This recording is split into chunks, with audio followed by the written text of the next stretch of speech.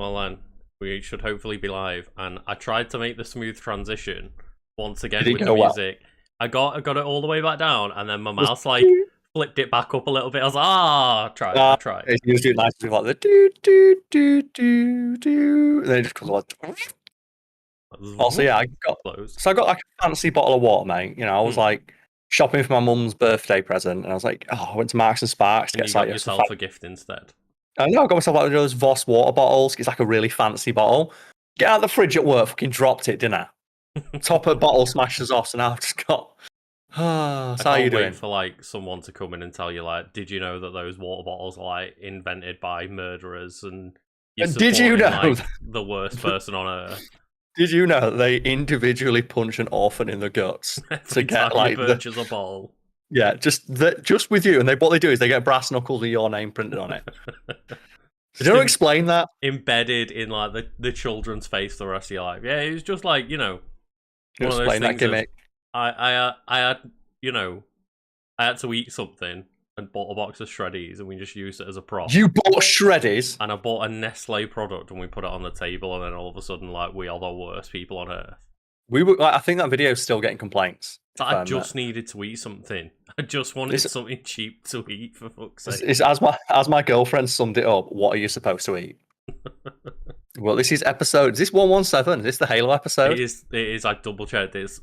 Technically, probably like 124 or something because of the QA episodes don't count. But like, yeah, this is officially the Master Chief episode. The Master Chief episode. We're not going to talk about Halo at all. And I'm, as always, joined by my friend Lucas. I'm just gonna say one thing about Halo. It sucks until they get the co-op working. It still sucks. I did actually. That's a lie. I played some Halo 2 weeks ago on stream, and they still haven't fixed the progression system. Where it's just you can't level up unless you specifically do the challenges the game tells you to, or pay them for challenge swaps. I'm not fucking paying money to play the game the way that I want to and be rewarded for doing so. Fuck you. Look, Karl, they really needed a non-Forza game to launch last Christmas. Like, so all I'll say about Halo is that fucking game sucks. And we've got an entire podcast, like episode, like that revolves around why the monetization system is awful and predatory and just seemingly built entirely around customization while also railroading you into giving them money if you want to customize your Spartan. And yeah, that's not great. Yeah, Shadow Guarded is correct. Watching live on Patreon, where the 900 patron goal has just been met. Oh, which one was that? I believe that was Fat Fiend with Brad Rawlinson. Ah, okay. So he's gonna have to fucking pull his finger out and get that one done. I feel like you'll need to like get this green morph suit just sliding up your body suit. Just like I'll record a podcast episode with it and I'll have it like here. And if we get like a patron through it, it'll get a bit higher, and it'll get a little bit higher each time. But yeah, I did do the cooking with Karl episode because I saw that got funded, so I had to do that in my kitchen, and I was going to make a thumbnail for it. We're doing YouTube suggest a thumbnail, and it's just me in front of like the beans in the pan, like. I went, you know what? I'll use that as the thumbnail. Just me with like giving a big goofy thumbs up, like buy beans. And yeah, so you can watch this podcast live over on patreon.com/untitled side channel. I'm not sure why you would. Well, be positive, Karl. I'm only kidding. If we've got to sell this to somebody, and we've sold it to 900 people. Yeah, you can also enjoy a little patron exclusive, like mini Q&A exclusive to patrons as well at the end of the episodes. So you'll have posted that, yes? Yeah, I've posted that just as part of the announcement. And if you don't want to support us on Patreon, if you can't support us on Patreon, there's no worries. Like, no pressure at all. It'll still be live on the Untitled side channel and on your favorite, podcast services. Yeah, we've basically got it down to an art now. We have to be careful how we answer those questions, Lucas. We do. We have to be very careful how we answer questions because fuck it, I can do what I want. Because this complaint was sent to me.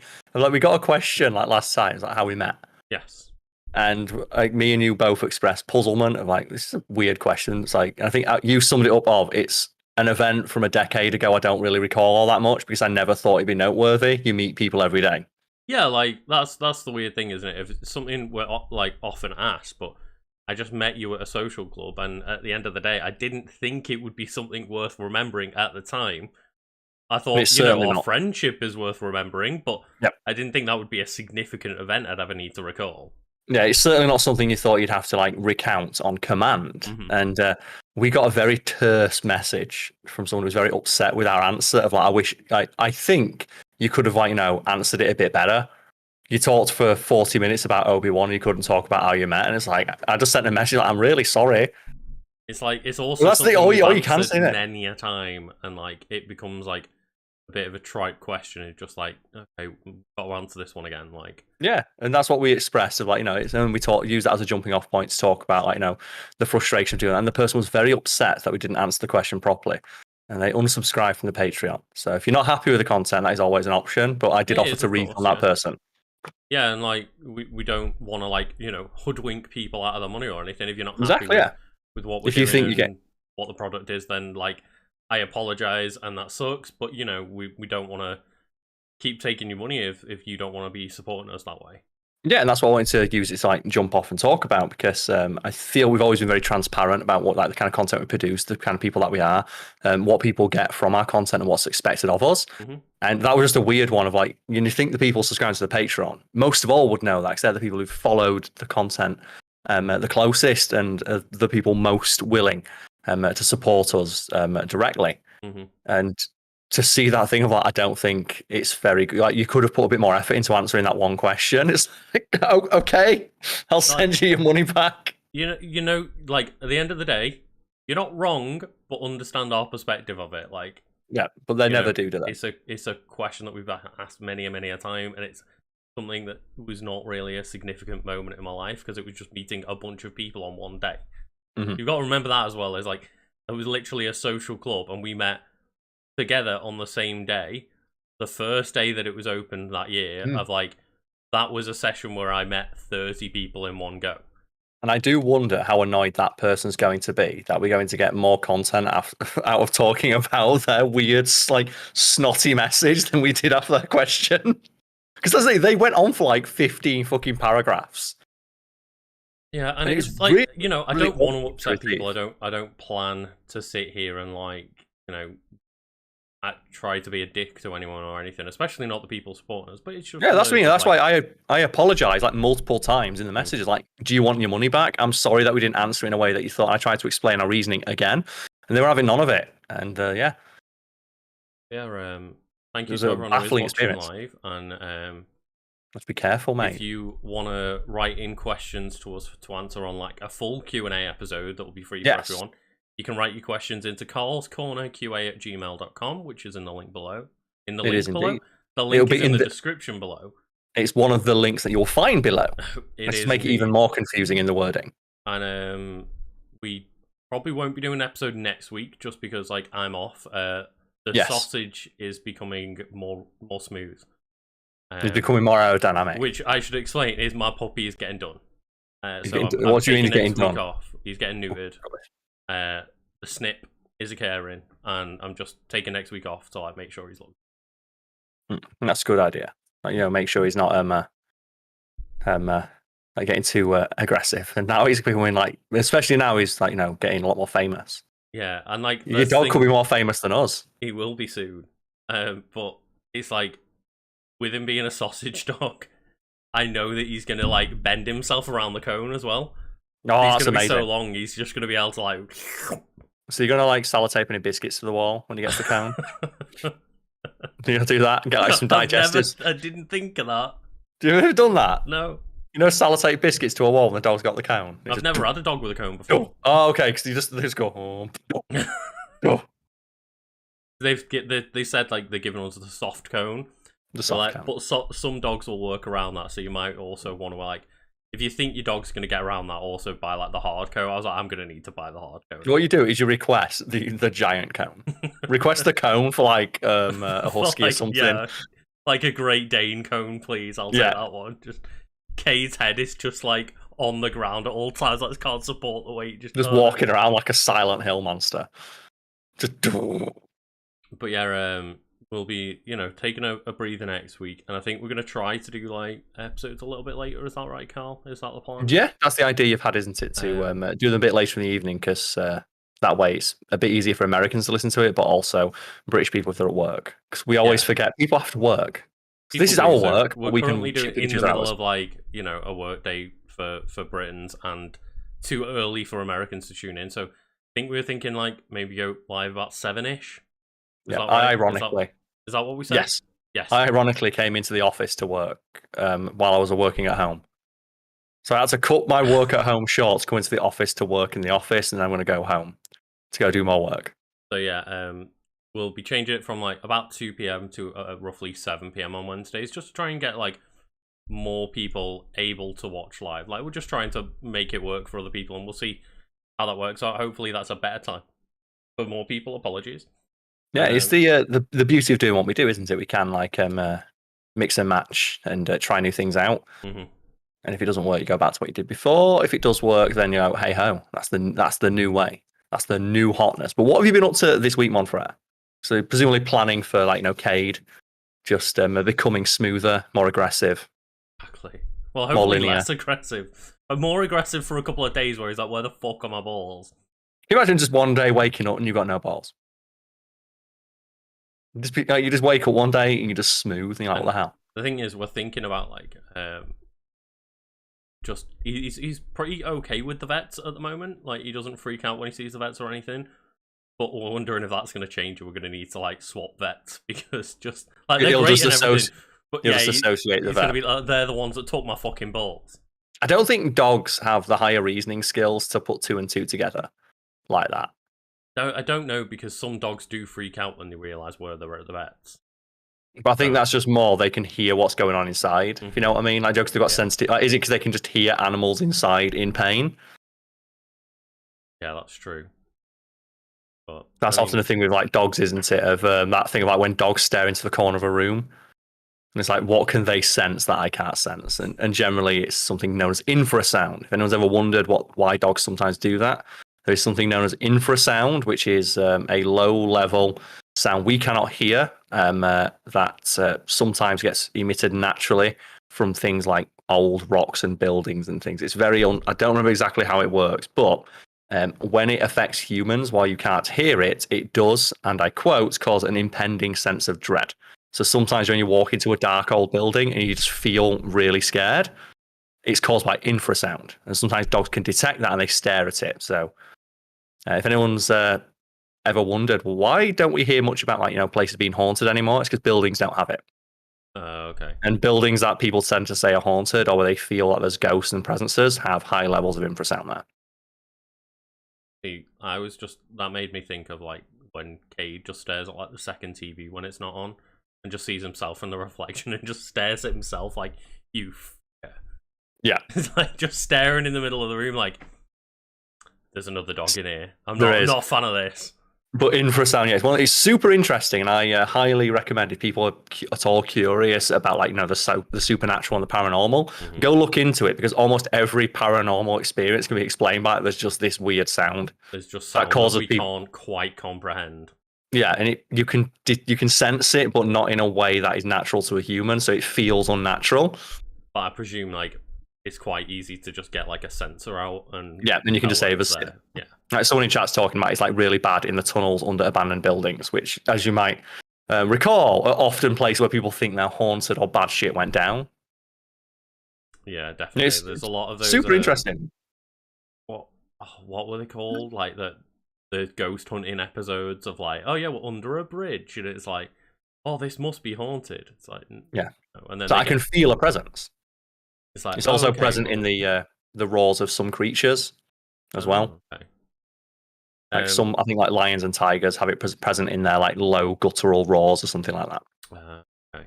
Maybe this is me like half remembering something from a TV show. You haven't exactly pre-researched this for this episode or anything. But definitely go look it up if you're at all interested. If anything I just said there sounds interesting, go look it up.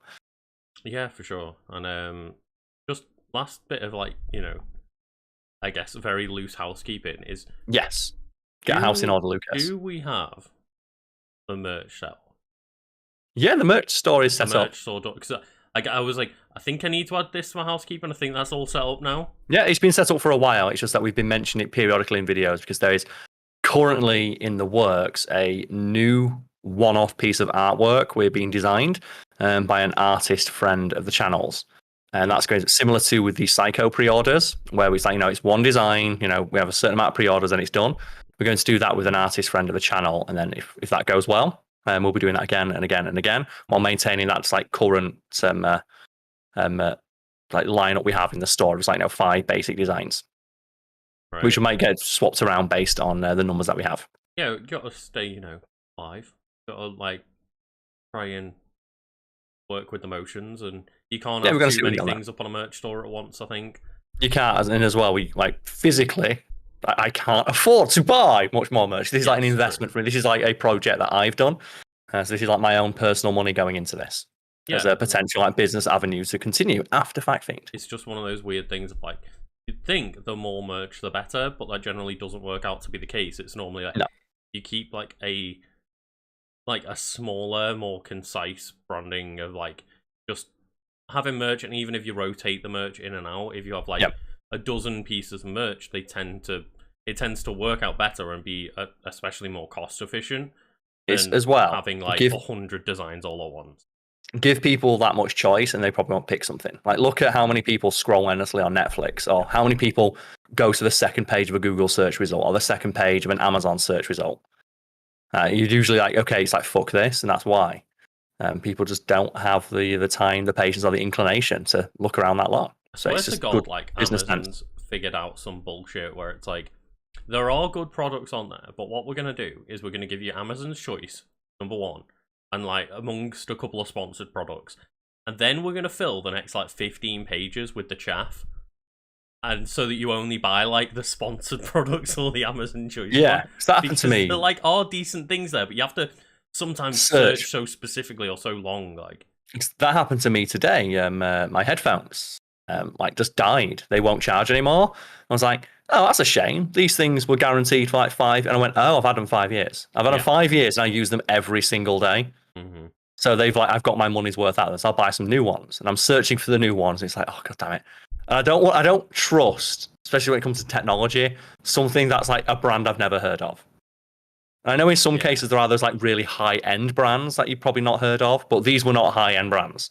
These like when they're like priced alongside Sony stuff, and that's like, well, the Sony one's probably gonna be better because I've heard of Sony. Yeah, it was when I was looking at my phones a while ago, and I was tempted to get an upgrade, and I was like, there's all these like phones for half the price of the other ones, but they're like the weird Chinese brands I haven't heard of that are apparently good phones, but I'm still like, I would have heard of like Google, I've heard of Samsung, I know that these are products that like I've had other people use and swear by, whereas like the ones where it's made by, X Chinese brand that no one I know has ever interacted with, I'm like, it might be half the price, but why is it half the price? And it's generally a lot of the time is because they don't have that branding and they're trying to offer a cheaper product for better. And you'll always get the people say, oh, well, this is just as good. It's just not branded. I have had that because I use an iPhone. So I have an iPhone. It's from my office, through the office that I get that. And I've had multiple people, strangers, fans on like, when they see it in videos and stuff like that, and friends in real life who've gone, well, why'd you get that? Insert fucking string of numbers 13 that you order from this website that looks sketchy as all fuck. Can do like everything it can for half price. I'm like, yeah, but can I just get it delivered to my house and press one button and it works? No, that's what I'm paying for. Yeah, for sure. And I trust it. Now, you generally trust those. Next time you get an iPhone, you'll have a USB-C. I was going to say, heaven forbid you get one in the next year, because after that, I'm going to USB-C, baby. Well, one thing I saw reported on today, Karl, which is the fact that the hypothesizing, is that the word? I believe so. Yes, the iPhones are going to have no ports as a fuck you. Only charge wirelessly. Only charge wirelessly. What about if I'm on a plane? Fuck you. What about if I'm on a train? I think this is like, again, full hypothesizing of like these like tech journalists and stuff are saying like, well, the kind of rumor, the speculation is that iPhone and Apple are gonna be so salty about the USB-C situation, they're just not gonna put a charging port on the phone anymore. No, that works. I remember like the huge. See that going well. there was a huge backlash about losing the headphone jack. This phone doesn't have a headphone jack, and I held out as long as I could. But it's like the rule in phones is as soon as Apple does it, every other company is carte blanche. It's like as soon as Apple didn't put a headphone jack on, other companies were like, "Oh, now we can sell our proprietary Bluetooth." Let's give it 6 months and see how much of a backlash there is and how worse iPhone sells. Oh, it sold the exact same. Okay, we'll do it too. I held out for as long as I could, and I eventually had to get a pair of Bluetooth headphones. And that's the same pair that I've had, my journeyman ones. You've seen me wear them, no doubt. My bright blue headphones. They've finally given up the ghost, so I had to buy some new ones. And what's one of the things I had to do as well with the headphones? Okay, these haven't got wires. How do they charge? And so what I don't like about when you're looking for products and stuff is they'll show you like all the beauty shots, the glamour shots, like models wearing the headphones. How do they charge? Show me your balls is what you're saying. Yeah, and I was like, this thing, I'm like Joe zooming in on the image of like, what is the charging port? Because if it's a proprietary charging port, fuck you.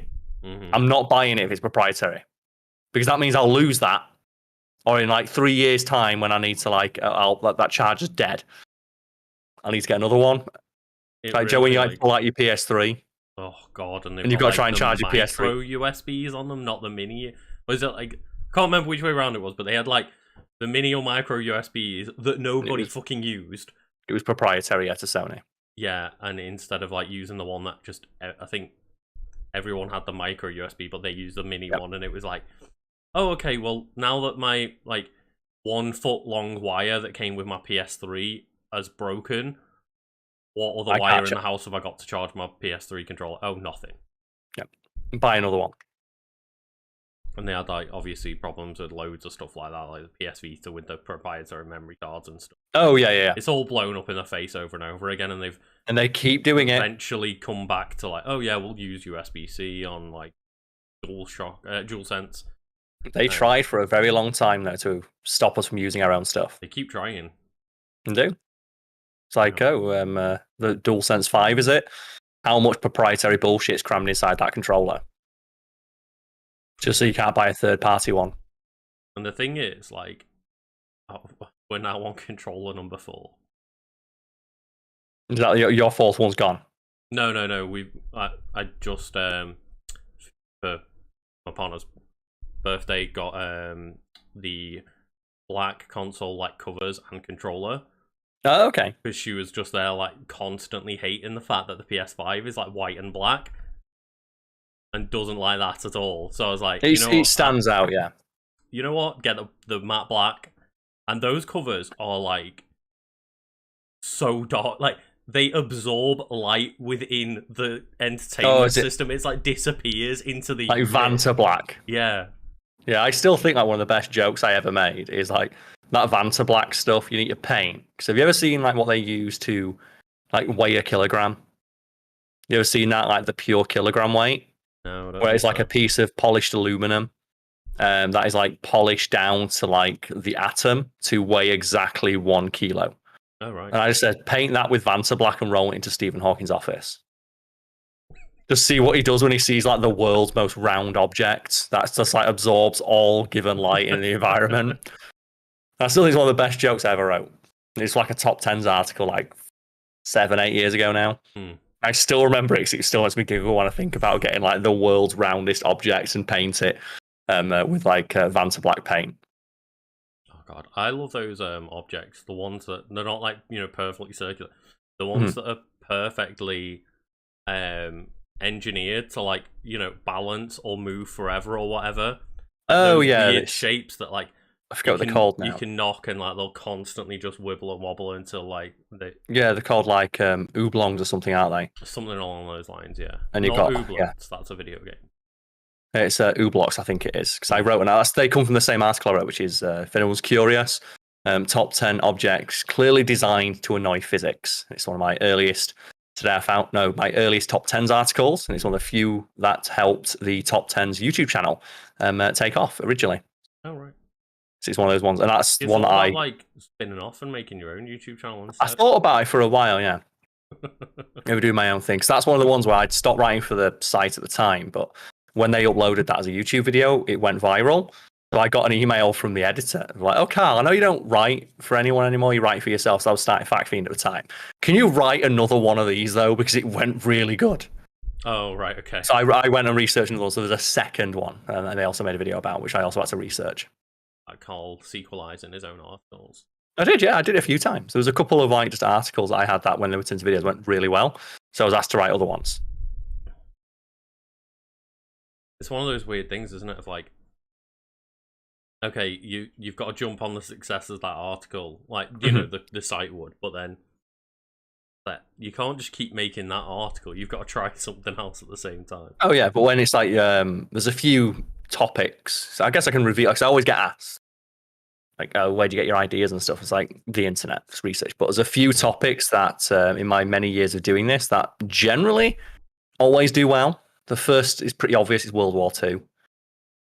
And a lot of that comes from just like weirdo like wearaboos, I think they're called, which is people obsessed with World War II and specifically the Wehrmacht.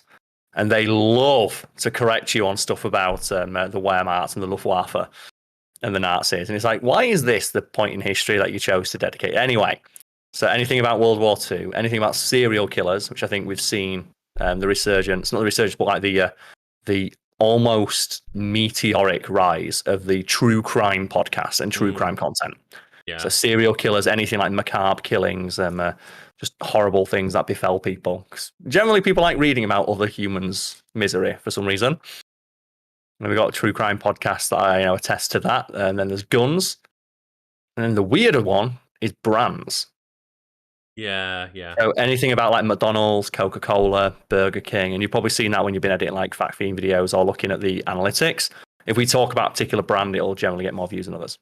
Yeah, for sure. And like, it's always weird as well when you get like recommended those ones where it's like, oh, things you didn't know about KFC. Mm-hmm. Like, because people are interested. Always because, like those channels that are like trying to do like the Watch Mojo formula because likely it was a Watch Mojo video first. Most likely, and they've done that classic. They've taken a few entries on it and like moved them around a bit. Yeah, which I've seen many a times in my career. Like, I do find the one type of video of those like I do find interesting are the list ones. It's like how something is made. Oh yeah, how it's made is like classic. I do like that show. It's very bingeable TV. It's very. I want to say clinical because that makes it sound like there's no passion put into it. Documentarian though, isn't it? Yeah, that's it. It's not that it's got no passion behind it because it's clearly made by people who know what they're doing. Mm-hmm. But like they can, and I never thought it'd be interesting like how they make crayons. Yeah, but it's like, oh, and you never think like, well, how do they make crayon? And then you go, and here is like the crayon smasher, and like the fuck it, and it's like this purpose-built machine that does nothing but sort crayons, and it costs like $8 billion. And you're like, okay, well, that thing will pump out just 50 billion crayons, and it's like, yeah, it's like the company that makes zippers. So if anyone's wearing something with a zip on it right now, I am. You can check. No, this one isn't. If it has the YKK. So if you're looking, it's got the YKK, which is the most famous zipper brand in the world. They are widely regarded as the best zippers, the best quality zippers. And they are so proud of that fact that not only do they build all their zippers in-house and refuse to disclose how they're made, they also build the machine that builds their zippers. And that is also like a trade secret. So they build the machines that build their thing so that no one else can figure out how they're made and made such high quality. That's one of those weird things, isn't it? Like, you never think about like the branding of a zipper until it doesn't work. Like, how many times have you tried like zipper like this one here? I think this is just one I got from my H&M a couple of years ago. Works fine. It's a fine zipper, but you have those shit ones on like a leather bag or something like that, and it's it gets like a bit of its own fabric caught in it. The one that got me recently was like, I think I'd learned this years ago and then forgotten the fact. But the type of zipper that like locks if you push the tab upwards. Oh yeah, stop it from like falling down or whatever. It's like, oh yeah, my zipper keeps unlocking, and then you see like videos of like, oh, just push the zipper up and it locks in. Like, wait, what? Yeah, there's a bunch of stuff like that of what is it, like the little sauce packets you get from McDonald's where you can pull them apart so you can actually dip a bit easier, or like pizza boxes can be folded apart to turn into like plates and things like that. So those life hacks that you always see on the internet, like, did you know? And it's like, okay, yeah, sure, I'm still gonna eat it my way. I still remember that one time where just like the sandwich boxes that you get for like the meal deals in whatever supermarket in the UK or not, whatnot. I did the thing where you like fold it in on itself and package it smoothly, and just there was someone next to me like across the aisle on the train who looked over and was like, "What?" And they never realised you could do it. Yeah, you could tell that they've been like just crushing the thing and it's like popped back out. Yeah, and they I didn't just realise like smoothly fold it down, and they were like, "Oh no, I've been doing it wrong my entire life." It's like the joke you just spot someone do something. It's like that's genius. When you don't realise, it's like with same thing with crisp packets. Whereas as a friend of mine, he showed me his trick. It's like you get the corner of the crisp packet in your hand and just push your thumb in, so it just makes like this little triangle. Or like the fold one that you can do. Yeah, you can fold it perfectly, so it just stays flat in your pocket. Or like with chewing gum, it's like, oh yeah, you rip off the piece of the paper that came with it and spit it into there. I never knew that because I always do the paper. And you save the paper, spit your gum into it, and then you can throw that away. Yeah, like silly little things like that where you just never thought of. But obviously, someone making the product did. Yeah, and then how frustrating must it be to like perfectly design a product and then see people misuse it? And it's like, no! But it's so common. It's like, what? GIFs. The inventor of the GIF. No, the inventor of the GIF is wrong, Karl. Yeah, he got the Lifetime Achievement Award and he's only, like, the internet. Contributions to culture and the internet. His speech was 3 words long. It's pronounced GIF and walks off stage. It's not pronounced GIF. See, I was going to say that. Well, it stands we as a for society have decided it's wrong. Okay. It stands like it's got a hard G and not a soft G. And to that, I just say you're having a giraffe. Yeah. It's like, I know. It's not giraffe, is it? I know, Karl, but we've decided. We've decided as a culture, and I do use. We've had the vote, and it's pronounced GIF. Okay. And I use both interchangeably, and there's a great quote from the Oxford English Dictionary about this. I'm probably butchering, but they every year get inundated with letters of complaint, and then some people to ask them to settle arguments of how do you pronounce a given word. And in response, they say, well, however you think the word is pronounced is how it's pronounced. There's like, we have our best guess of how the word is pronounced, but if, society changes or the way people pronounce the word changes, like if that's the way most people pronounce it, that's the correct pronunciation. Language is ever evolving. There's no right or wrong way to pronounce words. There's a correct way to spell them, but pronunciation is an entirely different thing. Yeah, as you say, like language evolves, and just the best modern example of that is that literally means both literally and not literally now. Yeah, it means the exact opposite of what it meant. But it means irony. Yeah. It means literally and it means figuratively, because it can be used the term of exaggeration. In literally any context now. Yeah, it can be used figuratively and literally, which is literally ironically hilarious. Like irony is the other one where irony is so poorly understood, which to the point where it goes around because the definition of irony is that would be quite ironic. And it's like, but is it ironic? Is it ironic that people don't understand what irony is? I think that is ironic. Yeah. And then there's the argument there, isn't there? If you use the word irony wrong, is that ironic? And some would say yes, some would say no. And it's like, then is that argument itself kind of ironic? Where it's now you're arguing whether or not something that is not ironic is ironic is ironic. Is that ironic? It goes all the way around. It's amazing. I've seen a few people talk about this, like on Twitter or what have you. Just I'm so scared of the word irony that I've fully stopped using it because I just don't understand it. I understand it so little that I just don't like to use it anymore. And quite ironic, that isn't it? But one that got me was just. It's like me with the word similarly. I never spell that right the first time. Oh, right, yeah. I always get done by like necessary. Necessary. Never eat cress, eat salad sandwiches and remain young. No, I'm not going to remember that, Karl. I do, though, because that's like on my old spelling test as a kid. It's the one I got wrong like 10 times in a row until someone taught me that. So I still remember it. But yeah, one thing that got me online was like when I saw just someone go, my favourite hobby is to just walk into the middle of a crowd of dudes and just say it's pronounced GIF and walk away. Because that's the thing, because men get so mad about that, don't they? Because we had that like mini jokey argument, but if someone like seriously says like, fine, if that's how you pronounce it, that's how you pronounce the word. Yeah. And that's why those topics I mentioned earlier, the ones that will always get more engagement, one of the reasons they get more engagement is because they're the topics that weird men are obsessed with and will love to correct you about. Oh, dear. Which is, I forget the name of the law now. I think it's not Godwin's law. It's, Knob wins law. I think it's like Hutchins' law or something like that, where it's the quickest way to get the correct answer online is not to ask a question, it's to post the incorrect answer. Oh, right. There'll always be some weirdo ready to just immediately correct you. So if you're unsure about something, just post the incorrect answer to the question and someone will correct you. Which happens all the time. It does, yeah. Like, how many times have you been watching back a fact fiend video where we've been corrected on something that we were right about, and there's like a fact bar below in the video that you researched? Yeah, the amount of times where it's like, look, I know that we made a mistake here, or just an extra clarification a lot of the time. Like, put it in the fact bar, it's in the fact bar, it's literally on screen, and then someone in the comments like, you got this thing wrong, you missed this thing out. It's like, it's on screen. You look at the screen right now as you're typing, it's right fucking there.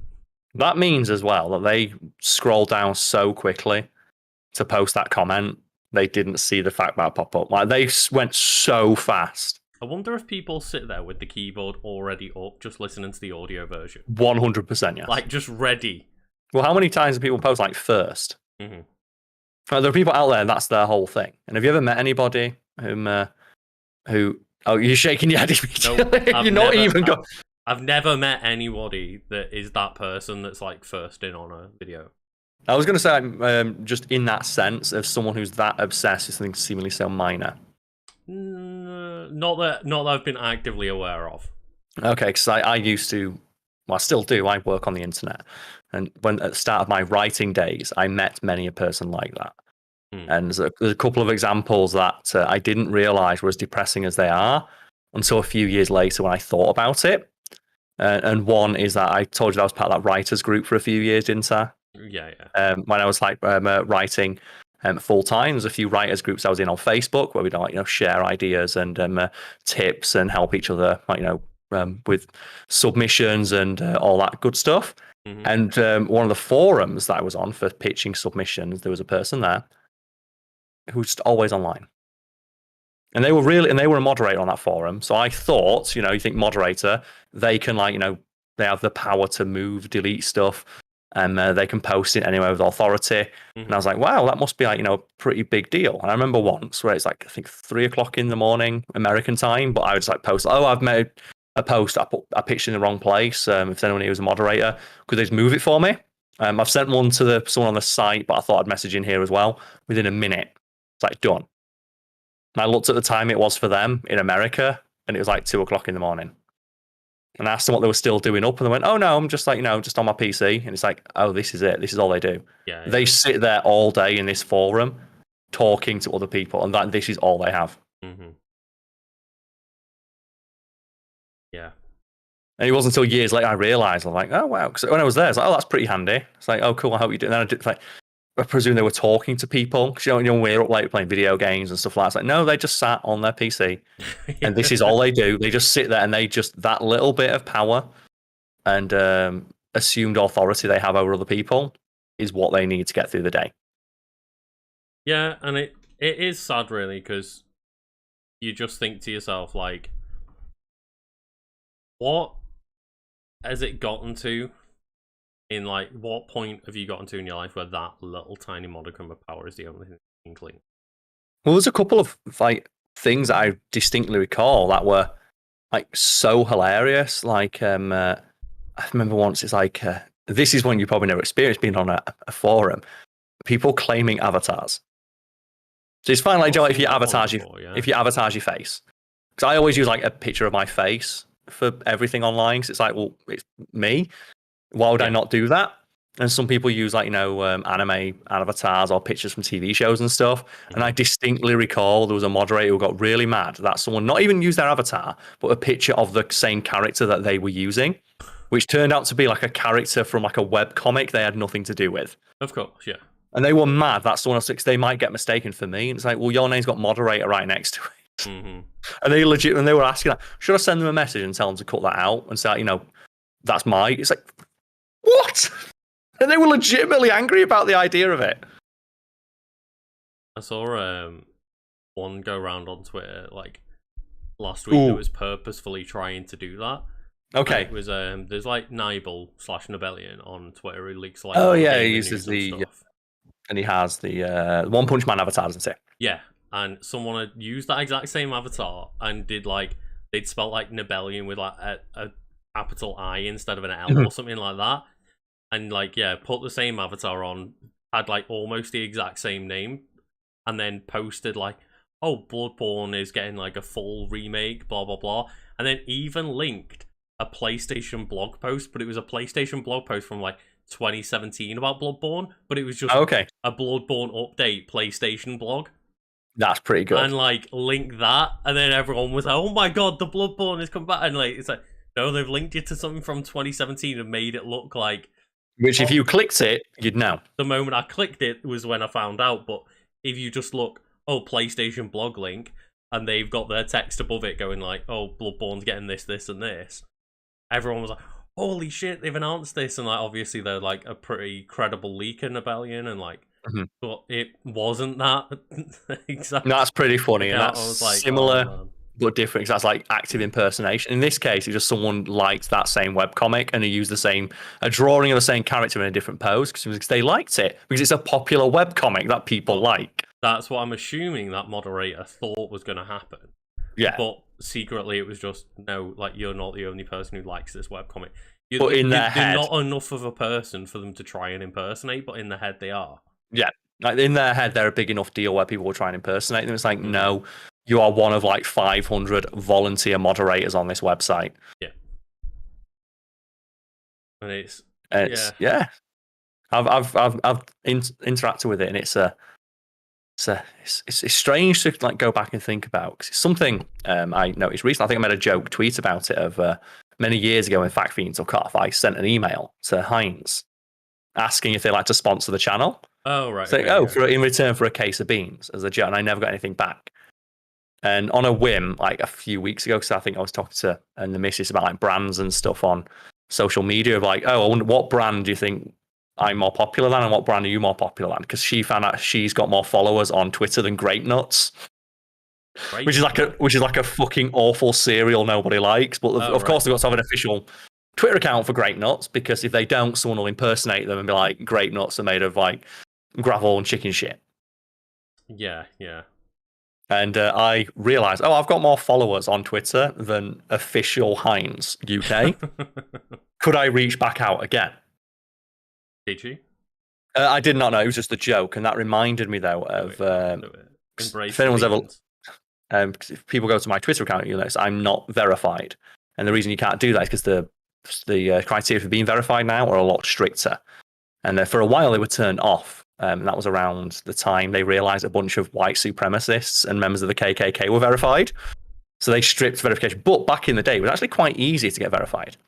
And I know this because a bunch of former writers that I used to work with and know are all verified on Twitter. And they have like, some in one case, less than 1,000 followers. And that's because they all put each other up and wrote articles on each other's blogs and stuff to help them sell the fact they were a notable person online.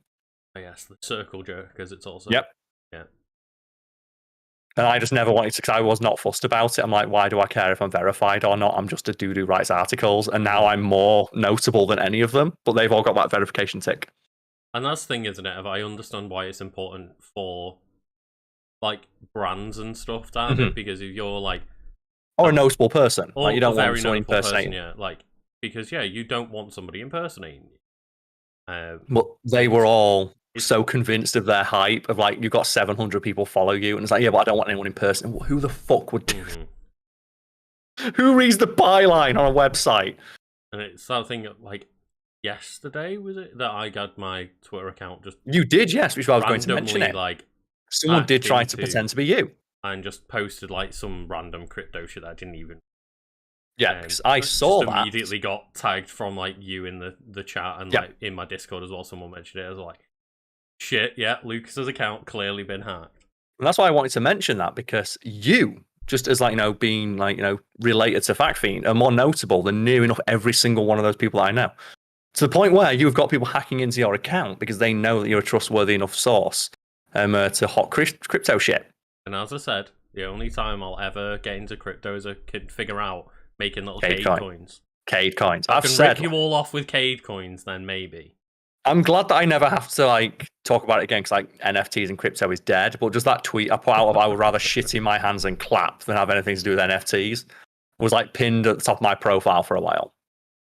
I was just thinking, every bow tie could be unique for you, Karl. It could, but how does that feel though? Knowing you're a notable enough person where people are actively trying to leverage your brand to steal things. That it's not that notable enough, and I'm hoping that it was just a widespread like bot attack.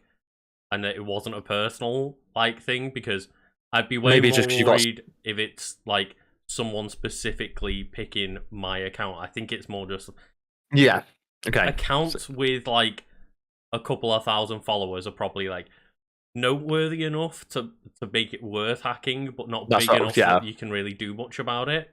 I was going to reword it then and say maybe like not that you're noteworthy enough that you've reached a threshold of notoriety on the internet where it's worth doing. Yeah. I mean, the thing isn't it? It's not worth like stealing someone's account if you've got like 12 followers. What have you? I actually had a friend who had this happen to them. They had like a couple hundred followers on Instagram. They recently had someone hack into their account. And I was like, but that doesn't really make much sense. And they were like, well, it makes enough sense because when I reached out to Instagram, I'm not a big enough account for them to give a shit. So they didn't do anything about it. But then when like their partner messaged that account, like, get the fuck off our account, give us the account back, they were like, yeah, I'd be happy to help you for that, but give us 500 quid.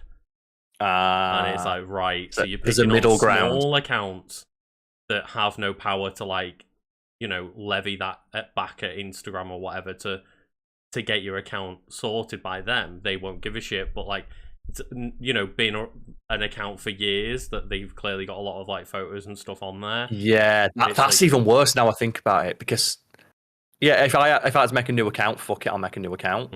I don't really care, but like when you think that it's a personal account and you've got like pictures of your family, your friends, your kids maybe on there, that's that's like holding someone's life hostage. And I thought what was great is that a bunch of their friends just started spamming messages to that account of like copy pasta and just sending that account like 100 messages of paragraphs upon paragraphs of like just weird nonsensical shit and just spam the fuck out of that account until that person doesn't want to care anymore. Yeah. But yeah, that's rough. There's a middle ground of where you can get there's got just enough of a following where they probably care about the account, but not enough where Instagram cares. Because obviously when, you know, you've got 50,000 followers, 100,000 followers, 1 million followers, whatever, you can just be like, yo, like Twitter, Instagram, look at this account, clearly been hacked, do something about it, and they will. Do you see that? It was like Lil Nas X. Someone hacked his Facebook and just posted, I'm not really gay, I'm just doing it for the dollars. And Lil Nas X retweeted a picture of it saying, it's funny because this sounds like something I'd actually say. People don't know Lil Nas X is very, very openly gay, like the most openly gay artist in the industry today. Right, okay, yeah. And they've got an S rank on Twitter. But all they do all the time is just fucking annihilate people who try and come at them for being an openly gay black man who raps. It's like, you're not gonna like step to Lil Nas X when he can just point to like the 15 #1 hits he's gotten and the millions of fucking dollars. Yeah. Just like, oh well. So there's a couple of great ones. Just turn it back around and like, yeah, that sounds like me. Yeah, that's the thing. He was laughing about it. It sounds like something he'd actually do. But it's just every time someone tries to come at him of like, oh, you're trying to sneak gayness into the kids. And I've got a music video where I lap dance the devil in hot pants. I'm not sneaking anything anywhere. And he's like, why do you keep singing about gay stuff? And he just retweeted him like, I'm gay. Sing about what you know. Yeah. Imagine turn around to any singer that's like, you know, constantly writing like love songs and stuff like that and be, why are you enforcing the straight agenda? You know, why do you keep singing about all the chicks you've banged? It's like, because it's great. Why do you keep talking about like kids wanting a lollipop? Okay. Yeah, there have been songs like that released, I don't know. Yeah. Well, let's move swiftly on from that, because something I've done this week, and it's just, I've watched a show that I've been waiting to catch up on for a while. Oh, Obi-Wan. And it's Obi-Wan. Now I watched The Amazing Miss Maisel, which I was waiting for the new episodes for, and then pandemic shut production down, and finally we got the new episodes out.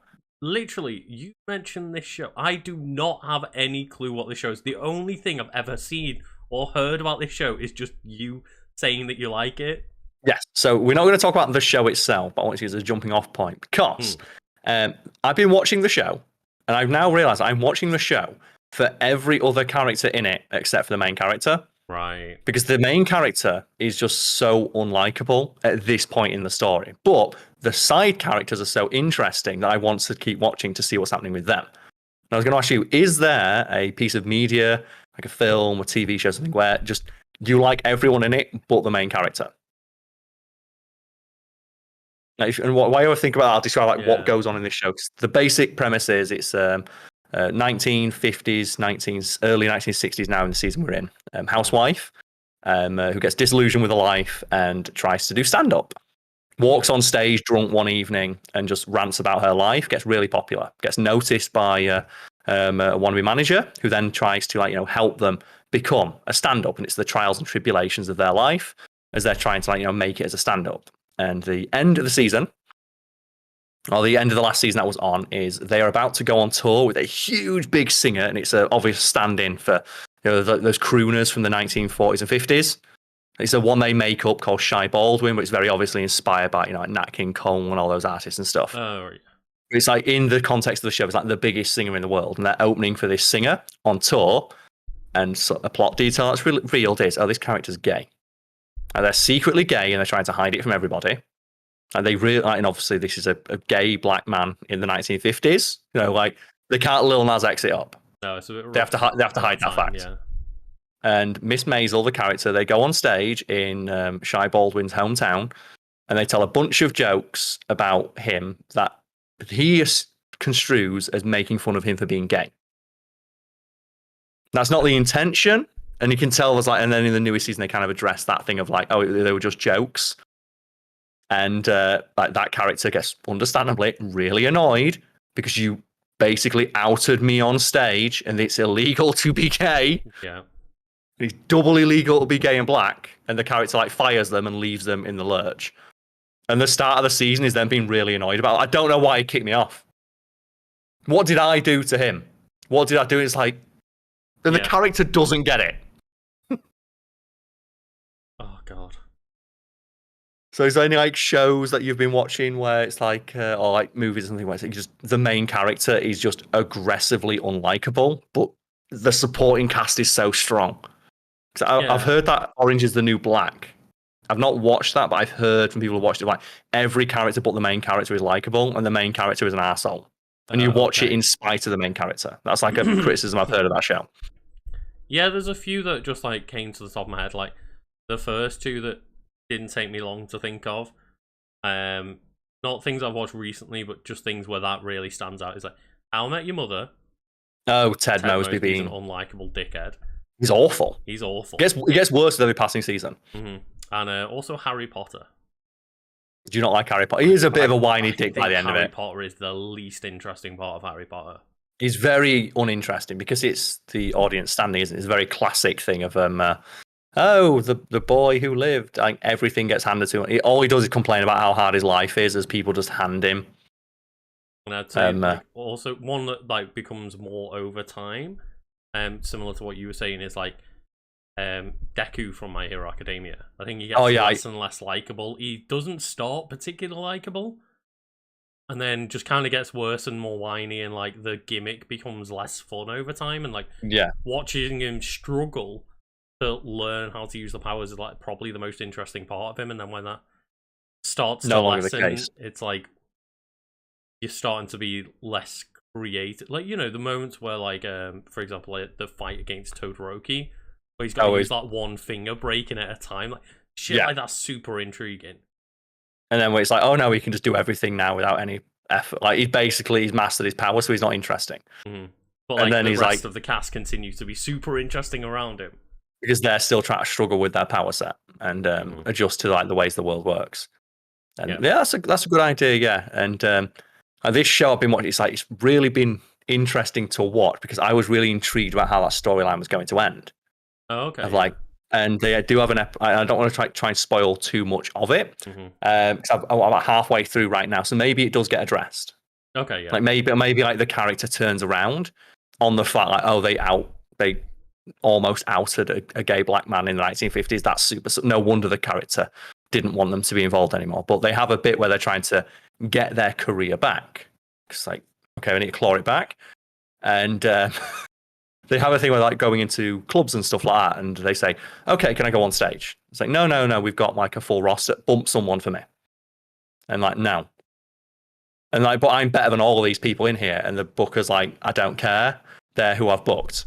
Yeah. And they have the thing where like and then they sit in the crowd, and as the person's on stage, they're like loudly heckling the guy for telling bad jokes, which is fair, you know. They're comedians, they're saying bad jokes. It's like, oh, he's just relying on awful stereotyped humor, even though the main character constantly uses stereotypes about being Jewish and stuff like that, but it's fine. And they're loudly heckling this character of like this guy on stage, and they're booing him, and someone says, shut up. Like, shut up, or we'll kick you out.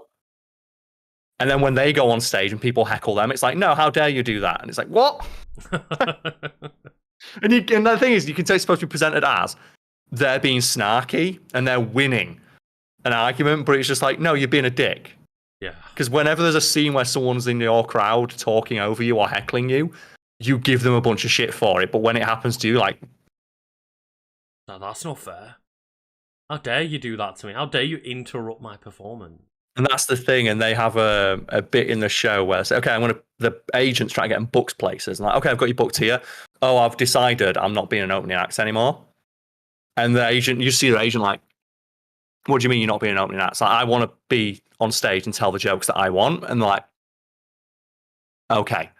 So they get them a gig somewhere, and it's like this huge big artist. And it's like, oh yeah. And it goes, this is a huge boost to your career. It'll basically put you on the map again. But I'm not opening for him. And he's like, but it's a huge big deal. Like, it's national TV. You'll get something. I'm not opening for anybody. It's like, they are more famous than you. You open for them. And then you just find yourself like hating the character of like, you are throwing this opportunity down the toilet because your ego will not let you accept that you are not as big as insert, like, you know, the made up celebrity of that week who wants them to open for them inexplicably, despite them being incredibly difficult in every single interaction they have with somebody. It's just like those moments where you have to realize, like, look, yeah, you might be second billing to someone, but the second billing that you've got is going to be seen by like 10 times the amount of people that would see you as the first bill. Yeah, and they're just there of like, I'm not doing opening acts anymore. I'm not limiting what I say for other people. But then they have like a gig for somebody else to say, okay, you're not allowed to swear in this one. Like, oh, that's fine. And it's like, okay, so when you do have a headliner, you will adjust and tailor your act to the people that you're telling the jokes to. Mm-hmm. But you won't do it when it's open. It's like, oh, just watching a character make bad decision after bad decision after bad decision, and just flush. And you know as well, because they're the main character, everything's going to work out in the end, and it gets even more annoying because things keep working out for them. You're like, no, you do it now. It's always the worst thing, especially with like definitely more American television, but generally just most TV shows, is like, you know, regardless of what decisions they make and how much of an asshole they are, that things are going to work out well for them. And it makes sense to me because it's a show I started watching with my girlfriend, and she explained to me, oh, the people who wrote Gilmore Girls wrote this. And Gilmore Girls is apparently the exact same, which it's not a show I've watched, but I've heard people talk about it. My girlfriend's explained, like, yeah, that's another show where it starts off great, but by the end of it, you hate the main character. Because the way it's written is that the main character is always the smartest person in the room, even when they're clearly not. But because it's the way the show is written, they're always right. I've just thought of another one as well. Like, oh, go for it. I won't mention any spoilers or anything. Like, don't worry about that, because obviously it's new season recently. But Jack Quaid from The Boys, like Huey. So I've not noticed it as much with The Boys, but it's not that like he's particularly abhorrent. He's just like the least interesting member of the cast. Yeah, it's a different thing, isn't it? It's like, I'm more interested in the story of everybody else on the show, and that's no fault to the actor. No, the actor plays it really well. Like, Jack Quaid performs well, but he's performing a character that I'm not interested in. Because he's playing the straight man. Mm-hmm. And that's the thing as well. Like, it's just unfortunate for Jack Quaid that he's got to act alongside the person playing Kimiko and Frenchie, who might be such a good couple. Like, two of the most enigmatic actors I've seen in a show in a while. Like, I cannot take my eyes off the screen when Frenchie is on screen, especially the actress playing Kimiko. Yeah. Is fucking amazing. Like, she doesn't speak in the show, and I struggle to think of like what's the visual equivalent of hanging on someone's every word. Like, every single facial expression that actress makes is so damn good.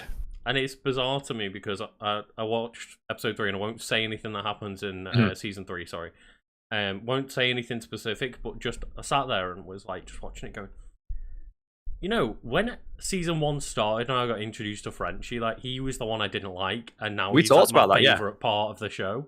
In our review of it, we talked about how neither of us liked Frenchie. We weren't too sold on him when the show first started, but he very quickly became my favorite part of it because he's just the most relatable character on the show, because he's just like, oh, I fucking hate this. Just try to do his best. And it's just everyone around is making bad decisions. And he's like Mother's Milk. Where like Mother's Milk's just trying his fucking best and everyone around him's making bad decisions, and it's like, okay. And like, they both play a bit more eccentric kind of straight man than Huey is. So it's just kind of like, you've already got the people like rolling their eyes and being like, oh man, why are we doing it this way? Yeah. And then you've got also Huey's there. Yeah, it feels like his character is kind of not needed, but he feels more like an exposition device in the story where he needs to be places where the other characters couldn't be. He's still like Jack Quaid as an actor. Like, the show's really good, but it's just he's just so outclassed in terms of how interesting the other characters are. Yeah, I definitely don't see it like performance-wise. I think he's always done really well with what he's given, but yeah, it's just the character itself is a bit less interesting. So unless we just give big shout outs to Homelander I've never seen, like, speaking of non-verbal acting, just Homelander's just cold dead smile. Well, it might turn out to just be the actor is a because massive knobhead. Which is the shame, because I want to praise how good an actor Anthony Starr is, but like, he's just recently been arrested, for assaulting somebody, and it's like, what is it with superhero actors and assaulting people? But like, yeah, that cold dead smile that they do of just and like that great effect they do of like the flashing lights in their eyes, and just there's nothing behind them.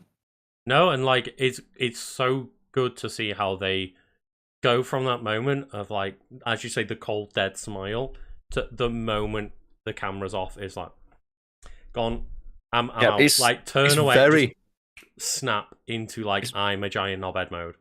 It's very Patrick Bateman-esque. Yeah.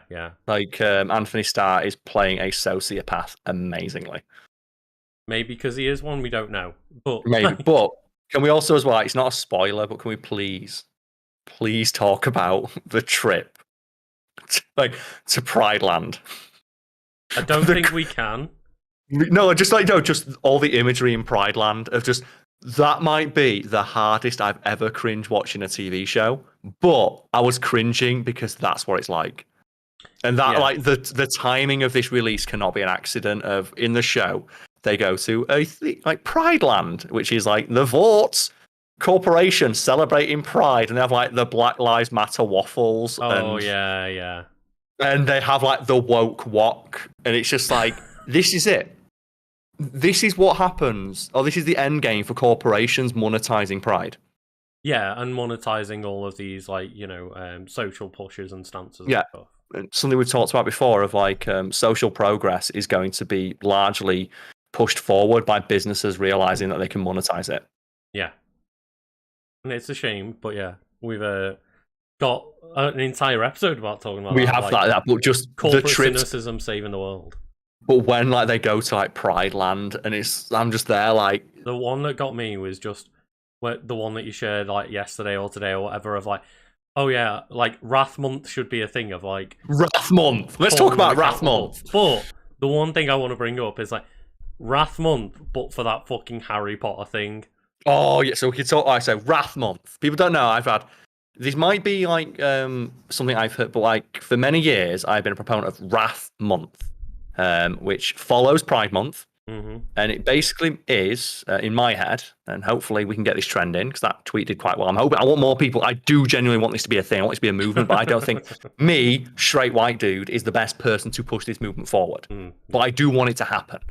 And so during Pride Month, like, you know, we have Pride Land. We have, someone mentioned it in chat right now, rainbow capitalism, which is corporations, businesses using pride imagery to hawk shit, putting rainbows and all their stuff. So I'm saying, you let those companies get away with that. Let those companies use pride flags all they want, use the trans rights, like, use all those hashtags as much as they like. But when Pride Month ends, Wrath Month starts. And for Wrath Month, gay people and people who align themselves, you know, as count themselves to be allies of the LGBTQIA and all the minor. I always get the order wrong. And I was just saying the plus as well, like the plus, LGBT plus, yeah. I always get the order of those wrong, and I apologize for that. I'm trying my best. Like, they should then start Wrath Month, which is where you start grilling those companies on what the fuck they've done. Yeah. So, okay, so last month you put a pride flag on all your shit and you probably saw an uptick in sales. You've no doubt capitalized and profited from Pride Month. Otherwise, you wouldn't do it. Yeah. Now, you spent all that money putting rainbows on your shit because you know it improves either your standing in the industry, or, like, you know, it improves, like, you know, there's some points on a graph somewhere that went up for you doing this. What are you doing in return? Analytics have gone up because of it, yeah. Yeah, like, what are you doing in response? Like, what are you doing to help the people whose imagery and plight you're co-opting for your own ends? And if the answer is nothing, Wrath Month. Boycott that product. Shout out to, like, Xbox, who you know, they are doing it. They are, but like they I think it was tomorrow they're adding, like, the Pride controller to the Xbox Design Lab. I so want that. And, like, that's the thing is, I legitimately intended, because it's just a really cool looking, colourful controller with all the flags, rainbow and flag, stuff. and does some funds from it go to supporting something like the Trevor Project or I can't remember about that specifically. I'll double check now while we're talking about it, but they did clarify, like, this is just a thing being added. We're doing it during Pride Month, but it's staying there. It's going to be an option that's available for everybody. And I was like, you know what? Like, yeah, you are jumping on the bandwagon, but at least you're, like, not doing it just for the month and then piecing out. And that's what I mean. That's where Wrath Month comes in. And when those companies, they're happy to co-opt the imagery, but they don't want to, like, you know, stand by. Well, they say, because if they're putting out tweets during Pride Month, like, no, we stand by all our, like, you know, our gay employees or what have you. Yeah. When Pride Month ends, back it up, prove it. What are you doing to help them? What are you doing to secure their rights? What are you doing to ensure that their rights are not infringed? What policies you're enacting to ensure that, you know, diversity remains, like, you know, a key issue? And what if their answer is, like, nothing? What do we do? Then we boycott them. Wrath Month. And then what you do is we just decide that they're not allowed to use the rainbow flag anymore. And if they do, just you bring up that response. And that's the thing, like, and if a company doesn't want to deal with that flag, don't use the pride flag, because that's the thing. Silence is. You can always just not have a pride flag. You can always just not make it your logo for a month. Yeah, you can always do that. You can always say, like, we don't feel this is a discussion that us, a giant monolithic corporation, is right to step into. We're going to, like, you know, leave the floor open for others who are more qualified to speak. So yeah, I just double checked this year. This year, Xbox, along with Microsoft, is thrilled to continue its efforts with a $170,000 donation to multiple LGBTQIA plus organizations, as well as feature an increased number of Pride-themed products and designs, which can hopefully inspire conversations and rally community actions. And that's all you need to do. Just give some money. It's like, you can use the flag. How much are you giving? It's like it's one of the reasons, like, if you watch, like, RuPaul's Drag Race, they occasionally have episodes where the prize for that week is sponsored by a company. And as you might imagine, RuPaul's Drag Race gets sponsored by, like, a lot of, like, gay interest stuff. Like, they'll sometimes have, like, one that I recall is, like, oh, it's a company that specifically does holiday packages for gay people, because if you're gay, there's some place in the world you probably don't want to go. So they specifically tailor packages, like, you know, for gay couples and stuff like that, and they give away prizes. But the other one was, like, Levi's, with an entire Pride range, and it's like all the profits, or some of the profits, go to supporting projects. It's like, and the only way they could get on the show is, like, we need to know that you're actually doing something. It's one thing to have, like, you know, jeans with a Pride flag on them. Are you actually giving money? Shout out to, like, IKEA last year. Do you remember that one? The couch that you couldn't buy. They designed like 20 awesome looking Pride sofas and none of them were available to buy. You couldn't buy them. It's like, it was the most literal example of like, we will co-opt this imagery, but we're not going to even, like, we're not even going to go to the effort of letting you buy it. Like, we're not even going to sell you a product. We're just going to tell you that we could do it. Yeah. It's the promise of like help, which is worse than like doing nothing. Like, so if you don't turn up to help, like say someone's moving and you don't turn up to help, that's one thing. But if you say, I'm going to help, and you send them a picture of you in the car, driving there to help, and then you don't turn up, that's way worse.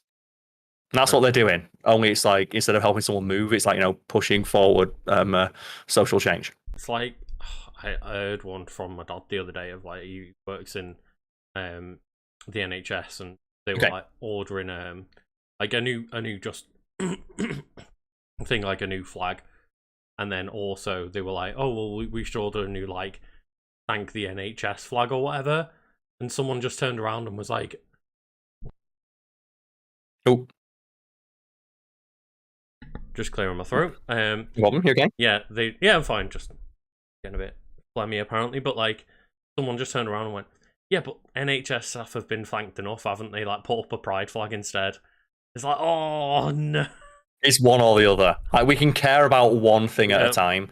Like, so, and you can see them going up there and they take down the Ukrainian flag. Yeah.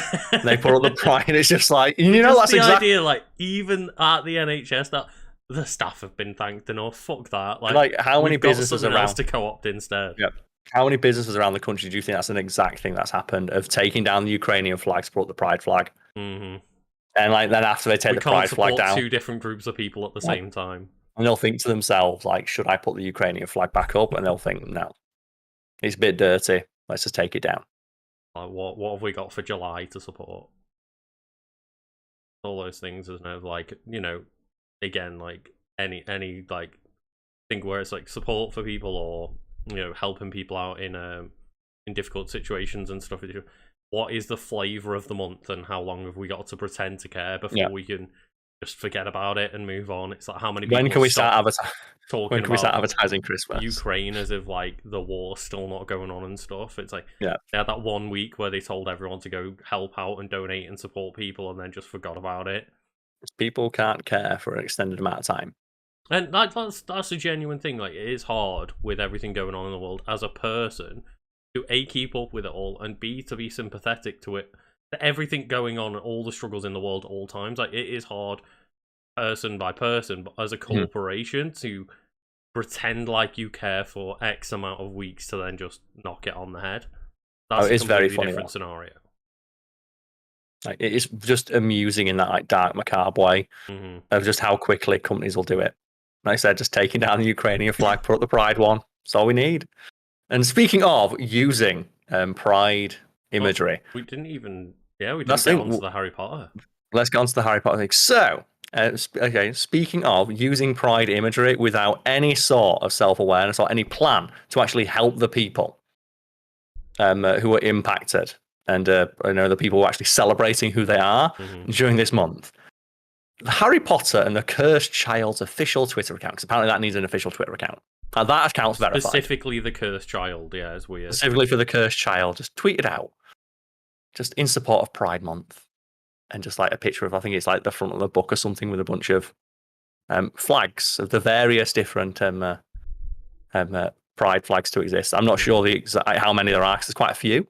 There's a lot of them. Yes, there are many sexual orientations and way people choose to define themselves by, and I respect all of them. And it's just that thing of, though, just you zoom in right at the back. Is that the trans flag right there? Or a Harry Potter product? Yeah. I don't think that's correct. Like, did J.K. Rowling sign off on? She won. Someone's getting fired. Guaranteed that account will take that tweet down.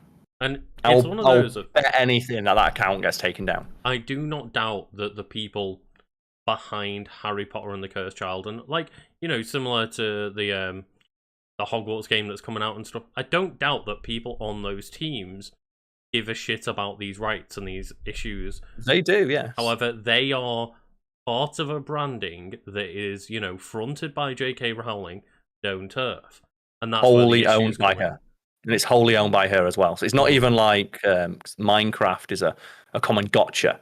He's like, well, Minecraft is was started by a horrible misogynist, racist, and all that other bollocks. Like, why do people stick around? Because that guy got bought out. That guy no longer has any influence on Minecraft whatsoever. He's just like, he's off in his weirdo mansion throwing like strange parties with weirdo celebrities now. Oh, that's the thing. He doesn't throw parties. Do you remember the story about Notch? He bought like $20,000 worth of candy, and he has to throw it all away because it rotted because no one came around. He hasn't got enough friends to eat it all, so it rotted, and he has to throw it all away. And let's give big shout outs as well to the best Notch moment of when they donated $10,000 to Awesome Games Done Quick, and everyone was cheering, and that's from Notch, and everyone just goes, oh.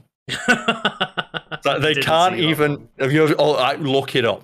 Oh, look up like when Notch they donate and they read out. Oh, we have a $10,000, and everyone's like, yeah. It's like from Notch, and it's like, boo, and everyone just the atmosphere just turns icy cold in an instant. And you compare that to like, oh, we got $10,000 from Toby Fox, and everyone's like, yeah, the Undertale guy, let's go. The Pokemon composer now, Karl. Composing for Pokemon, hell yeah. And get on it. The thing was, everyone was like, "Oh yeah, like that Battle Tower music that Toby Fox composed is the best song in the game."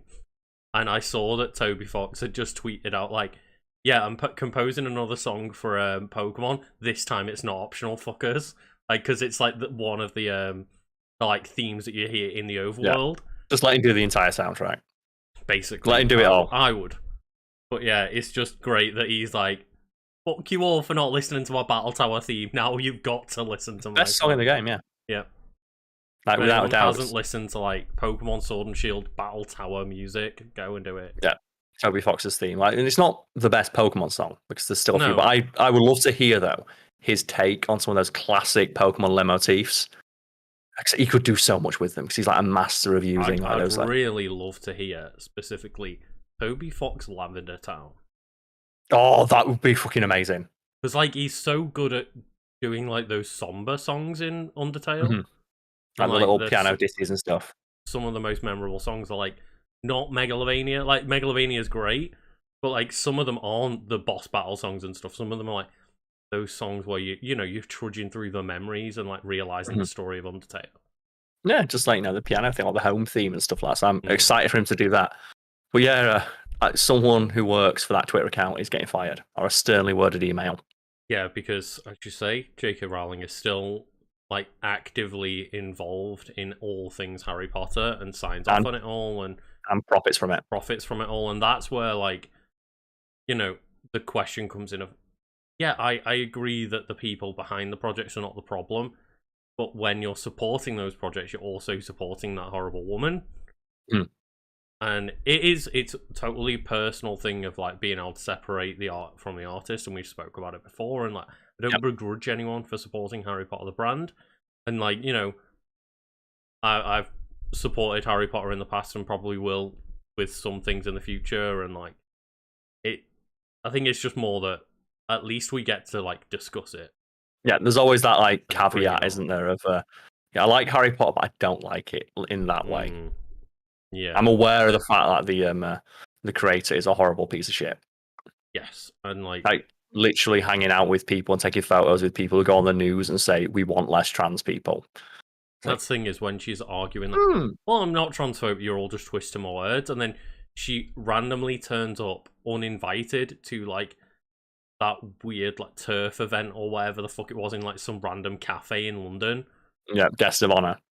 And it's like, oh, they're all tweeting out like honored to have J.K. Rowling in. She's posing with them all like, yeah, and they've all got like horrible slogans on their t-shirts and stuff. Yeah. You're really trying to say that you're not involved with this group of people. Well, it's the thing, isn't it, of like, as long as she never directly says I'm a transphobe, she can always have that deniability. It's the same way like you'll have plenty of people like, I'm not racist. It's like, because I've never directly said the N-word. It's like, that's not what makes like, there's no like Bechdel test for racism. Like, it's like, just because you've never specifically said this one word, you've like the fact you've done other things, no doubt. Like, just because you've never said anything outwardly transphobic does not mean that you are the amount of harmful things that you've said towards that community like cannot be ignored at this point.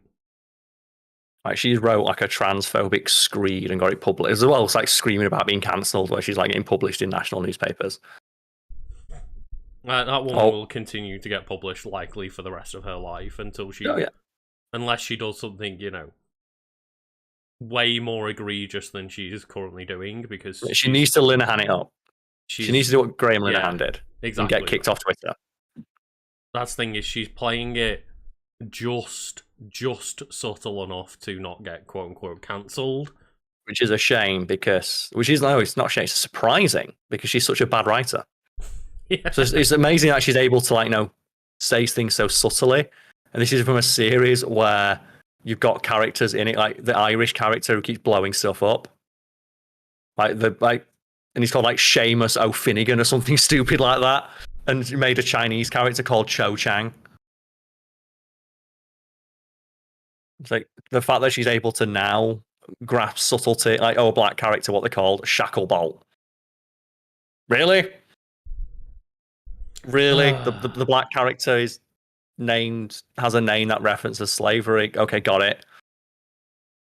Yeah, I think they have confirmed Dumbledore to be gay.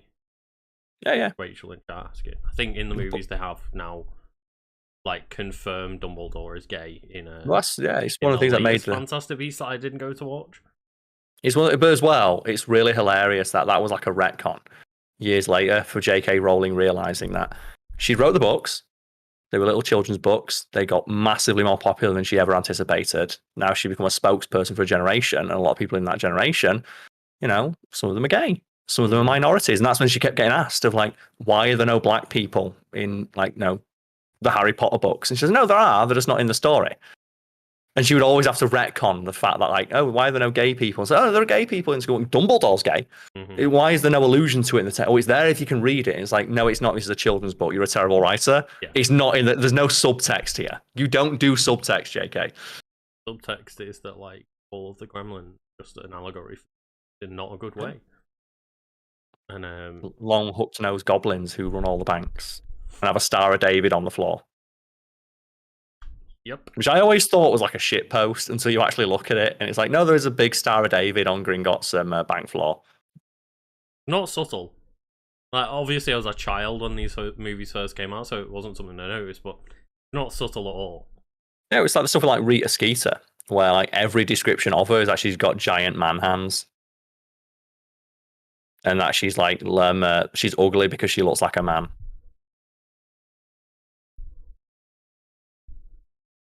But then she talks about, like, that's very so surprising. It's able to be so subtle, given that she was so on the nose about everything. Fucking hell, like, that's what I didn't even know. Like, Joe, the pseudonym she uses, for other books. Do you know that off the top of your head? I can't remember it off the top of my head. I know that she had another name. Yeah. So give me a sec while I just go check. I think it's like Robert Galbraith. So Robert Galbraith. Let's just double check. Yeah, so it's the Robert Galbraith or something like that. So do you know who that guy actually is? So, because you might think, is that a name she just pulled out of thin air? It's not. So I've got his Wikipedia page up. So Robert Galbraith Heath was an American psychiatrist, and they followed the theory that of biological psychiatry that organic defects are the sole source of mental illness. So he was one of the people who was like trans conversion therapy. Great. And do you know that thing of? No, was she that? And that's the thing that went over on the nose. Yep. Like, I never knew that. Yeah. Yep. He claimed to have converted a homosexual man to heterosexuality using deep brain stimulation. So he, like, fried a gay man's brain to make him straight. And she made him straight. And that's the thing. It's not even like a subtle illusion. It's literally just his name. Mm-hmm. So there was like a YouTuber I followed for a bit, and just until it was pointed out to me, like, you know, like, the name that YouTuber uses is literally a Nazi. I'm like, what? It's like, Google the name, and you Google it, and it's like, oh no. God. That's the thing of, like, I never knew that. Yeah. And that's the thing, like, the Robert Galbraith thing. It's like, she literally chose to give her pseudonym to be the guy who, like, helps create conversion therapy. And thought that, and it's like, and if you ask her about that, she'd be like, oh no, I didn't know. It's like, you didn't Google the name. It never occurred to you to Google the name that you were going to put on the name in the first place. Exactly, yeah. And she claims that she got it from an old school teacher or something like that. Right. Yeah. So she always was like, "Oh no, I never heard anyone call that." You never thought to Google if there was a real person with that name. Because like even if you were trying to come up with a pseudonym for like a ghostwriter's name, you would Google that name to make sure there isn't another writer. Yeah, well, that's the thing, just to be part of Equity. So people don't know Equity, the acting union in the UK, and there's also like other creative pursuits. You can't have the same name as somebody else. They have to, by law, if you want to be registered with them. Same with like the acting, the Screen Actors Guild and all that sort of thing. Like if you want to be involved in the creative industry, you can't have the same name as somebody else. So they have to do a search for it. They have to check that your name is not the same as somebody else's, and she no doubt has. Like you couldn't go and write a novel under the pseudonym J.K. Rowling because you would get sued by her. So you'd, at the very least, they had to check there's not another Robert Galbraith out there. So they must have searched the name and realized. And that's the thing. If you were, searching for a pseudonym and you found out that your pseudonym just so happens to be the exact name of that horrible monster, you'd probably change it, right? Probably, yeah. I'm just wondering now, can I like write a novel just in support of like the trans community and the pride community and stuff, but do like J.K. Rowling with like the J.K. together, not J.K. Rowling, just J.K. Rowling, John Keith Rowling. Yeah, just be like, yeah, sure. I'm not J.K. Rowling, I'm J.K. Rowling, and then just be like, yeah, I'm fully in support of the trans community. Just see what happens. Well, it's something we've talked about before, isn't it? It's the delicious irony is that she's so abhorrently transphobic, and she's such a poor writer and so stupid. She doesn't realize that she wrote probably one of the best allegories for trans people to realize, their true self. Like there's so many, the Mirror of Erised. There's all that great fan art out there of like kids looking into the Mirror of Erised and seeing themselves as their preferred gender, because it shows you what the deepest thing your heart desires. Or like the polyjuice potion, which lets you change into another sex at will. Or you can be an animagus because if you truly feel that you belong. Or you've even got tonks. Talks about it. It's like a character who is very I'm going to say they're not, because J.K. Rowling has denied that there's any influence there. But like so many people read tonks as being trans, or at least non-binary, because they identify using masculine pronouns and prefer to have a masculine look. And then they also have that trait of like being able to change their hair depending on how they feel. Like they literally can change their appearance, like depending on what their mood strikes. Yeah, like she's literally written it into her series that if you don't feel a certain way, you are able to change that thing about yourself. Like Hermione, it's like I don't when she gets like magic to fix her teeth, she shrinks her fucking teeth using magic. I'm pretty sure there'll be like a wizard out there who can zap you a pair of tits on. Or something like that. Like you can turn into there's a guy in that series who cosplays as a chair. Like he turns into a fucking armchair, and you're telling me that that's what makes it so hilarious, so deliciously ironic. And then all the stuff about one of the hiccups or one of the things she keeps zeroing in on is like, oh well, if we let trans people exist, then you'll get men running into women's bathrooms claiming to be women. It's like that's never happened. That has literally never happened. And you know what's happened a hell of a lot more? Just straight men running into women's bathrooms and raping people anyway.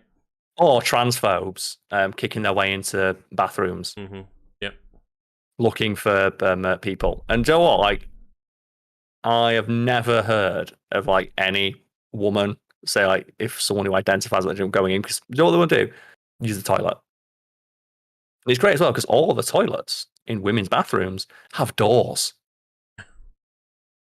And so you just shut the door and no one can see what's going on in there. That I think a lot of places that I see now that are newer venues and stuff in the UK tend to just be pushing towards unisex toilets anyway. Yeah, it's just this one has a urinal in it, this one's for sitting down. Well, that's all it really needs. Even then, a lot of them just haven't even got urinals anymore. But it's just that thing, is it fuck it? Because you're going to go in there, you're going to sit down anyway. Who really cares?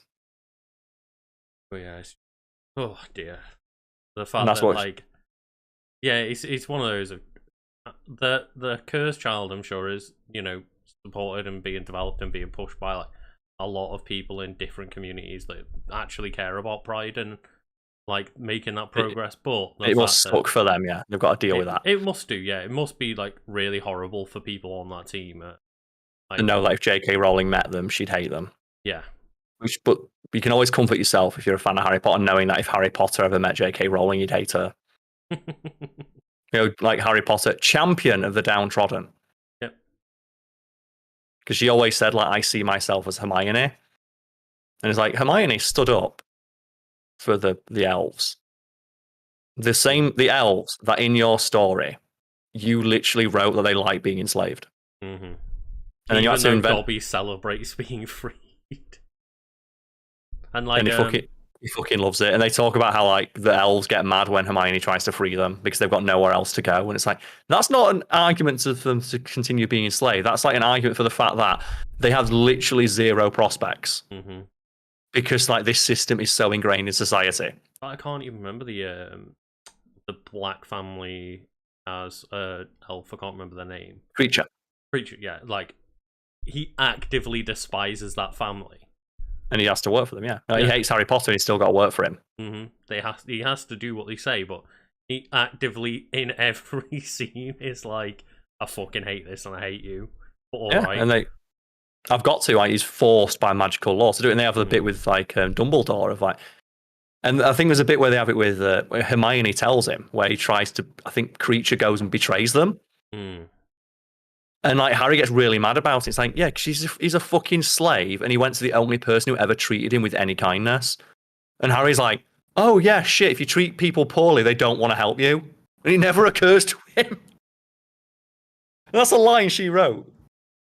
Have you ever seen? Oh, go on. No, it reminds me of just like that thing I saw recently. She's such a bad writer in the sense of she turned around and just goes, I do wish that Harry got with Hermione in the... Like, you're the fucking author! What do you mean? Do you ever see, and I recommend people, if they can, go track this down, because it's since been deleted, but there was an article on Pottermore. I forget the title of it now, but it's something like Spew and the Dangers of like uninformed activism or something like that. And it is an article presumably signed off on J.K. Rowling. She has to sign off everything that goes on Pottermore if it, like, talks about the canon and stuff like that. Of like Hermione was a bit misinformed trying to free the elves because the elves kind of liked it, and it's like they literally wrote an article for the site to defend the fact she had a slave race in her novels, and he got taken down because he got fucking roasted so hard. Yeah. It's just admit that when you wrote the books, you weren't as informed as you are now.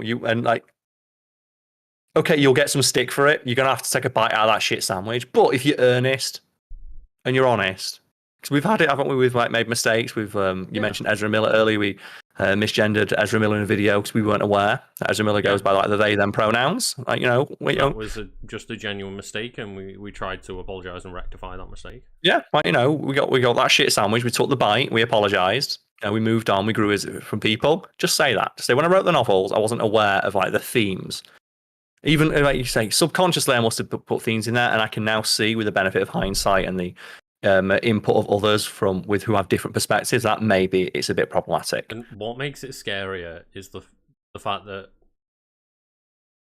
in my head, her not coming out and like taking that shit sandwich and apologizing means that maybe she was actively aware of what she was doing.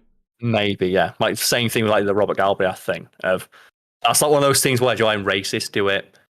Like people who try to be bigoted, well, they'll like try and slip stuff under the radar, and they'll say something offensive, and then they'll look around waiting for someone to challenge them on it. Like they just want to have someone challenge them for it. It's like that great clip I've seen of like the Louis Theroux talking to that Nazi dude. Oh yeah, and he's like, "You did a Nazi salute." He's like, "No, that wasn't a Nazi salute. I was just waving." He's like, "It's the Roman salute." Look at the video, and he's like, "Yeah, that does look quite bad, doesn't it?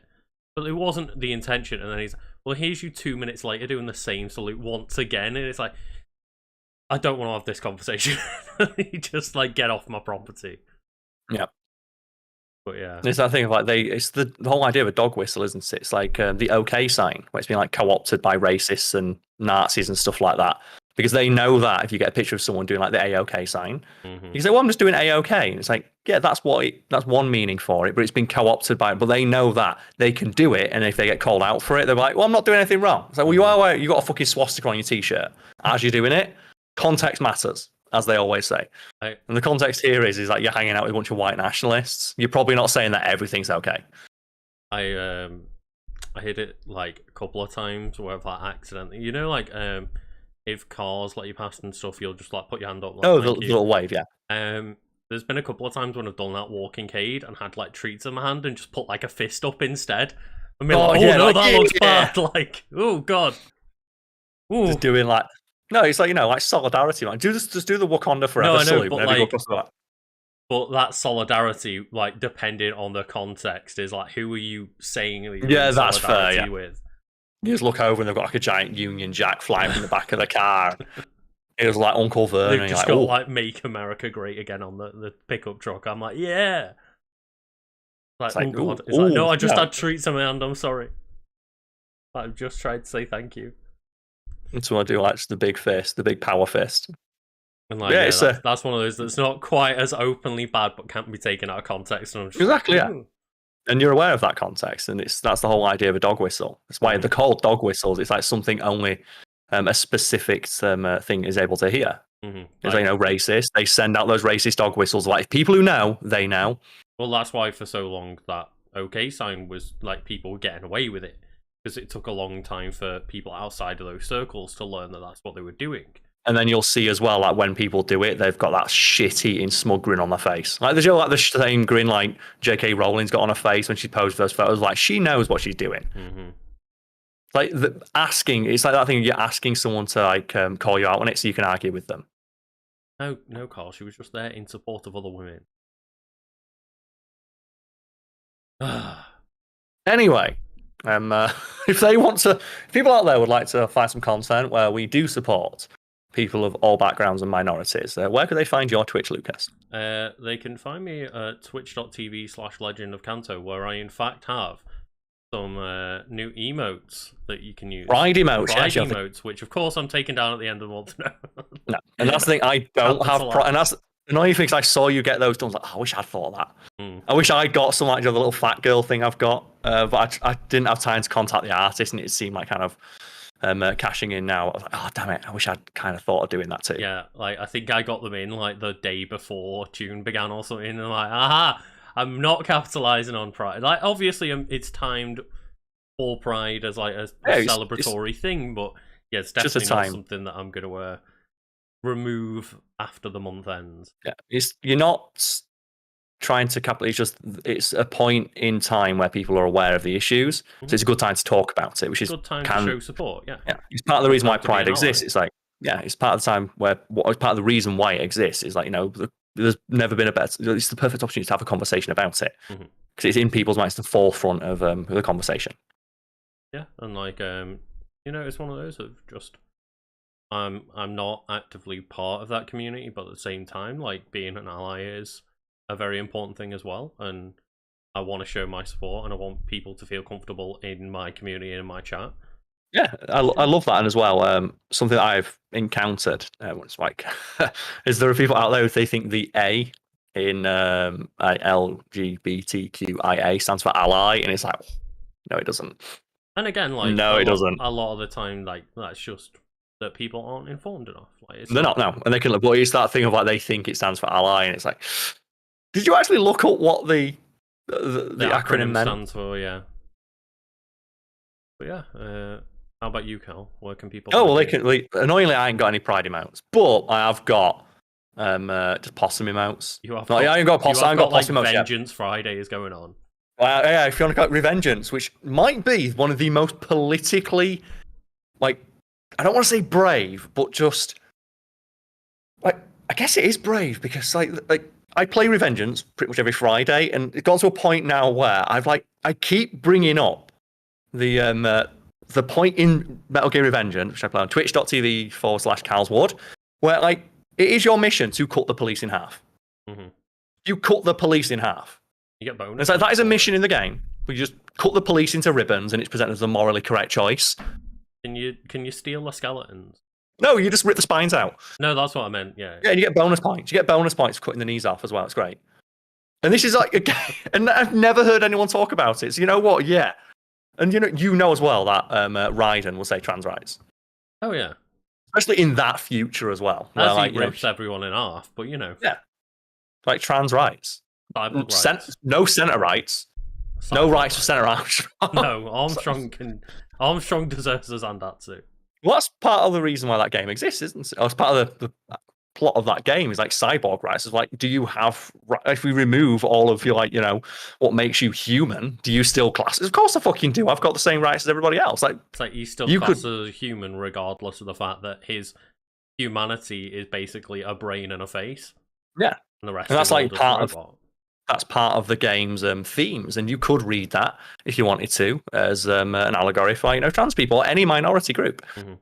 So it's a very politically charged game, and it was released way before a lot of the issues that it actively addresses and evokes. 10 game or something? Yeah, it's I think 10 years old, 11 years old at this point, yeah. And there's a bit in it where I said that you get harassed by the police in that game, and it's presented as the morally correct choice to cut into ribbons, and you have an American senator talking about how they're going to manipulate the populace to do their bidding by creating a scapegoat of foreigners and to use that to drumbeat and create nationalist fervor that'll support war. My favorite gamer TM capital G fake that it's not Metal political. Gear Solid and especially Rising Revengeance is not a political game. When the enemy of the final enemy in the game, the boss of the entire game, is a fucking senator. And he says, "Make America great again," and you fight him on top of a war crime bot. I can't wait for games to not be political again, like Metal Gear Rising Revenge. So what I'm going to have to do, I might have to reach out to the artist who did all that. I'll get a pride emote of Senator Armstrong. I'll get a fucking Senator Armstrong doing a little pride emote. I'll reach out to one of the artists I've got, or maybe get a Possum Pride or something like that. Oh yeah, because it does sound like a fun thing to have and as well, its existence will annoy bigots and transphobes, and I'm all about that life. Hell yeah. So I think if they get so triggered by just looking at a flag with a rainbow on it, it's why do you hate fun? Why do you hate colour? Thank you everyone for listening, and I guess we'll just do a quick mini little question or two just to round things up for the patrons. But do on YouTube and podcast services and everything, thank you very much and have a lovely week. Yeah, watching it after the fact. Cheers. Right,